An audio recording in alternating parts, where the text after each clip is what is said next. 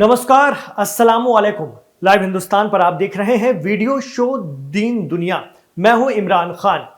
Iran में कोई महंगाई विरोधी प्रदर्शन हो या फिर हिजाब विरोधी मुजाहरे या फिर किसी और तरह से लोग सड़कों पर उतर आए तो उस दौरान अमेरिका, इस्राइल और उनके साथ एक शख्स और हैं जो एक्टिव हो जाते हैं। जैसे ये पैगाम जाता है कि ईरान में सत्ता बदलने की कवायद हो रही है, इस तरह का माहौल बन रहा है, तो एक शख्स बहुत तेजी से एक्टिव हो जाते हैं और वो हैं ईरान की शाह राजशाही के आखिरी जानशी या खुद को क्राउन प्रिंस कहने वाले शाह रजा पहलवी।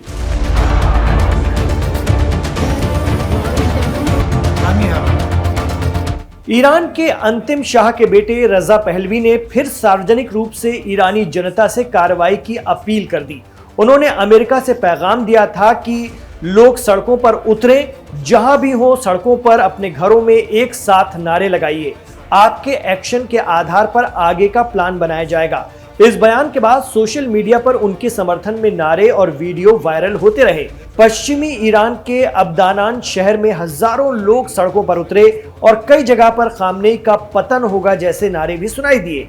तो जब भी ईरान में ऐसे हालात बनते हैं, शाह पहलवी खानदान एक्टिव हो जाता है। जून 2025 की 12 दिनों की जंग के दौरान भी इसराइल अमेरिका समर्थित हैंडल्स पर क्राउन प्रिंस रजा पहलवी के ईरान लौटने की बात कही जा रही थी। अभी वो अमेरिका से गुहार लगा रहे हैं कि ईरान पर फौजी एक्शन लिया जाए और खामनेई सुप्रीमेसी का खात्मा कर दिया जाए। लेकिन बड़ा सवाल यह है कि क्या ईरान में इस्लामिक रेवोल्यूशन की सरकार को हटाना इतना आसान है? क्या वहां पर निजाम बदला जा सकता है? और निजाम बदलने के बाद क्या शाह खानदान को वापस लाया जाएगा?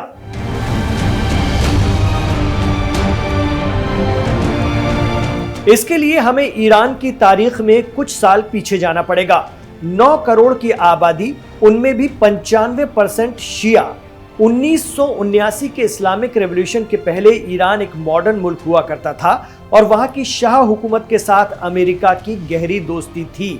उस दौर में अमेरिका ईरान को मिलिट्री जेट्स तक सप्लाई किया करता था। 1979 के पहले ईरान और इसराइल के भी बहुत अच्छे ताल्लुकात थे। 1948 में ईरान ही दूसरी सबसे बड़ी मुस्लिम कंट्री थी जिसने इसराइल को तस्लीम किया था। ईरान में 1953 में मोहम्मद मोसादेक की चुनी हुई लोकतांत्रिक सरकार का तख्ता पलट करके 1925 से 1941 तक शासन करने वाले पहलवी राजवंश के शाहों को अमेरिका और ब्रिटेन ने सत्ता पर बैठाया। इसकी वजह थी कि prime minister Mohammad Mosaddegh British अधिकार वाली तेल कंपनियों का नेशनलाइजेशन कर रहे थे ईरान में। शाह राजशाही आई तो मोहम्मद रजा पहलवी के कंधे पर सवार अमेरिका और यूरोप का ईरान में दबदबा कायम हो गया। शाही खानदान ने ईरान में तेल कुओं की चाबी वेस्ट को सौंप दी। मिनरल्स खोदे जा रहे थे, लेकिन ईरान की जनता गरीब की गरीब। एक तरफ तेल की दौलत से मालामाल मुल्क और दूसरी तरफ जनता फटेहाल। उस पर से सूखे के हालात एक साथ सैकड़ों हजारों मौतों की वजह बनते। इधर शाह राजशाही पर्शियन राष्ट्रवाद के दंभ में चूर थी। मोहम्मद रजा पहलवी के रुतबे में कोई कमी ना आ जाए, इसलिए पहलवी को शाहों का शाह कहा जाता था। बस दिक्कत ये थी कि तेल के बड़े बड़े ज़खायर होने के बावजूद ईरान की आवाम गुर्बत में जी रही थी। पीने को साफ पानी तक मयस्सर नहीं था। सारा तेल विदेशों को जा रहा था। अमेरिका से मजबूत दोस्ती थी ईरान की। अमेरिका को बहुत कुछ मिलता था वहां से। जैसे साल 1971 में वेस्ट पाकिस्तान के गरीब बंगाली मुसलमानों की आह लगी तो पाकिस्तान 2 टुकड़े हो गया और बांग्लादेश बना। उसी साल एक और देश में सरकार के खिलाफ बगावत के बीज अंकुरित हो रहे थे।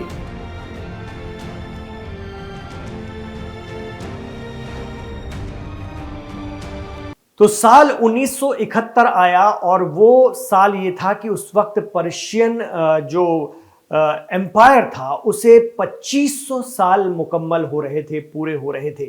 तो शाहों के शाह ने तय किया कि अजीमो शान जलसा होना चाहिए, एक ऐसा जलसा जिसे दुनिया देखे और इसी बहाने ईरान को कुछ ग्राहक भी मिल जाएंगे जो बड़ी तेल कंपनियां होंगी ईरान के लिए, ईरान से तेल खरीदने के लिए।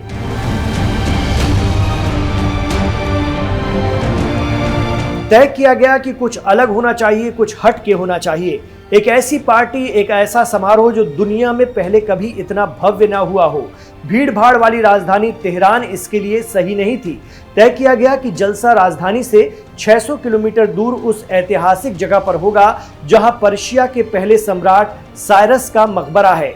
इस जगह का नाम परसेपोलिस है, लेकिन बियाबान रेगिस्तान में इस ग्रैंड पार्टी के लिए तैयारियां और वक्त चाहिए था, तो 1 साल पहले यानी 1970 से तैयारियां शुरू हो गई। परसेपोलिस में 30 किलोमीटर के इलाके को खाली करवाया गया, इंसानों से नहीं बल्कि सांप बिच्छुओं से।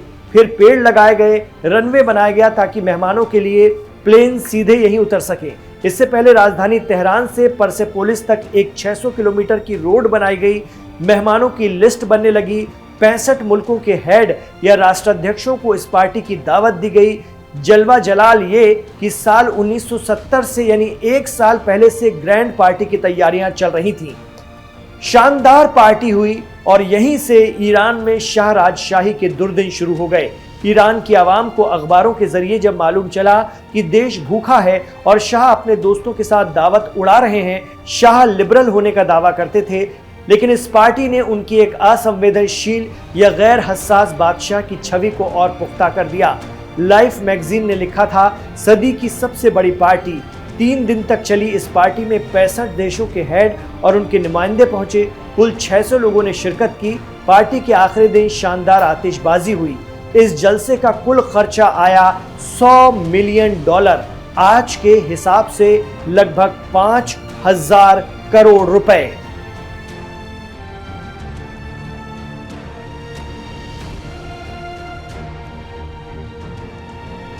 तो ईरान के एक बड़े मजहबी रहनुमा जिनका नाम आयतुल्लाह रूहुल्लाह खुमैनी था, ईरान की शाह राजशाही के वो काफ़ी मुखालिफ थे और यही वजह थी कि वो निर्वासित जीवन फ्रांस में बिता रहे थे।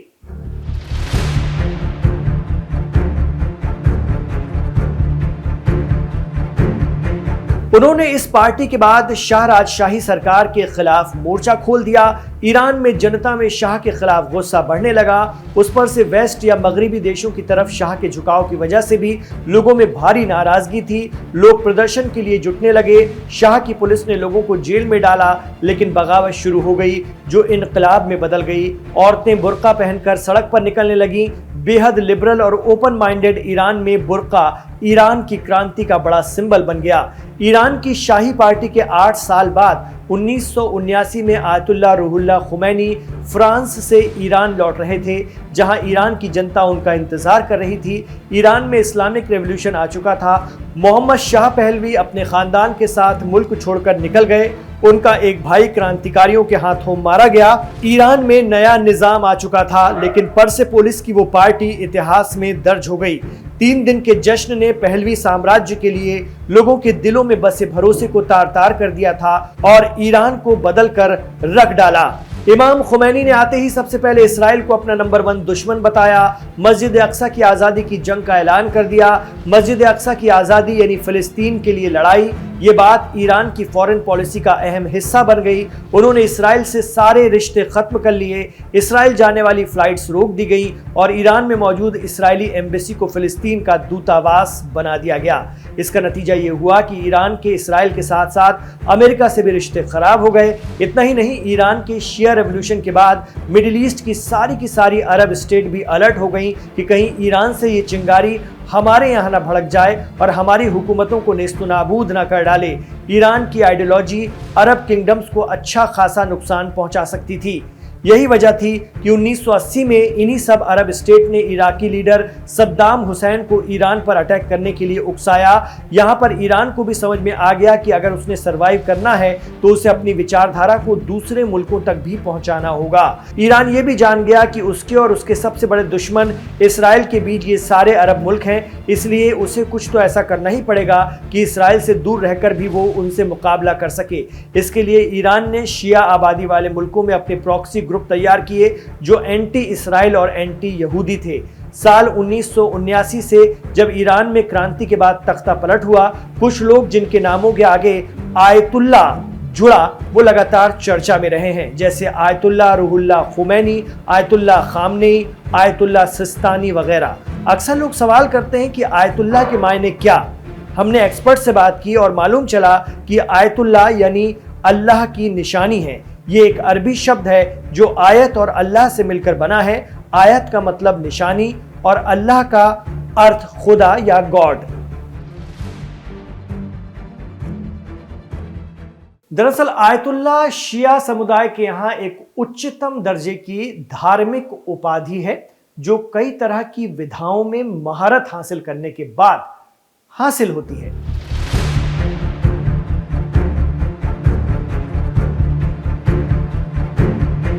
शिया मुसलमान अपने मजहबी मामलों में आयतुल्ला से ही अल्लाह के आदेश के बारे में सवाल करते हैं। इन सवालों का जो जवाब धार्मिक आधार पर दिया जाता है उसे फतवा कहा जाता है।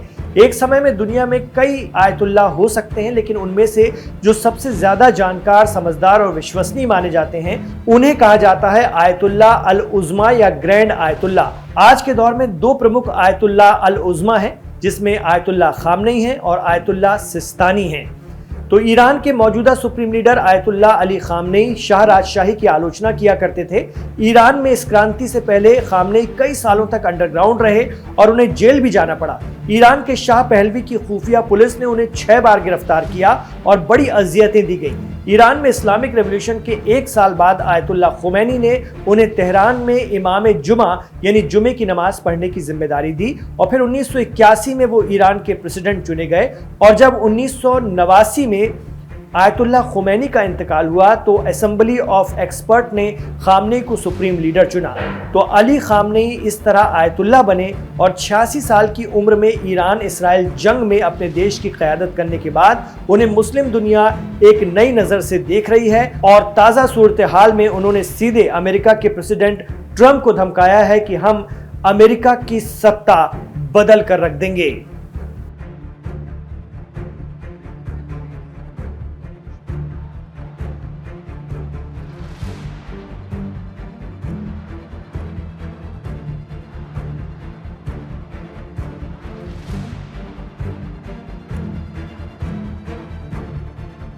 तो ये था ईरान में क्रांति की वजह, ईरान की क्रांति, ईरान के इस्राइल अमेरिका से ताल्लुकात कैसे बिगड़े और इमाम आयतुल्ला अली खामनेई किस तरह से सुप्रीम लीडर बने और क्यों उन्हें एक बड़े लीडर के तौर पर जाना जाता है। ये तमाम वो बातें जो हमने आपके सामने रखी। आपको कैसे लगी हमें कमेंट बॉक्स पर जरूर बताइएगा। ईरान की खबरों पर हमारी नजर बनी हुई है, ताजा सूरत हाल पर हमारी नजर बनी हुई है।